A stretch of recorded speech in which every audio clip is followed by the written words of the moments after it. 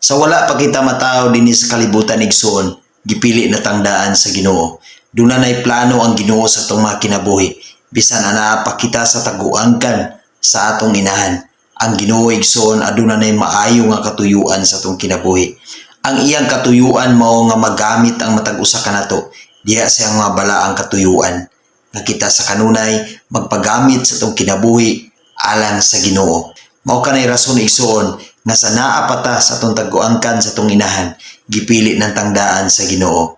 Mao nga atong kinabuhi, iya gayud kini sa Ginoo ug dili kini iya sa kalibutan. Jeremias 1:5, sa wala pa ikaw buhata diha sa taguangkan sa imong inahan, ug sa wala pa ikaw matawo, gigahin ko na ikaw alang sa usa ka balaan nga katuyuan. Gipili ko ikaw aron mahimong propeta alang sa kanasuran. Igsoon pinili kitang tanan sa Dios. Busa atong ipagamit ang atong mga kinabuhi alang gayud sa Ginoo. Tungod kay ang atong kinabuhi dili kini alang sa kalibutan, kundi alang kini sa Ginoo. Gigahin ang atong kinabuhi alang sa balaang katuyuan sa Dios.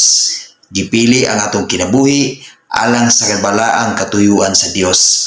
Tungod sa tumong ug tuyo sa Dios sa atong kinabuhi, nganong ania kita dinhi sa kalibutan. Busa igsoon sa atong pagkinabuhi dinhi sa kalibutan, ang atong mga kinabuhi atong ipagamit alang sa Ginoo ug dili sa mga tawhanong kalihukan ug dili sa mga kalibutanong kalihukan kundi alang sa Ginoo.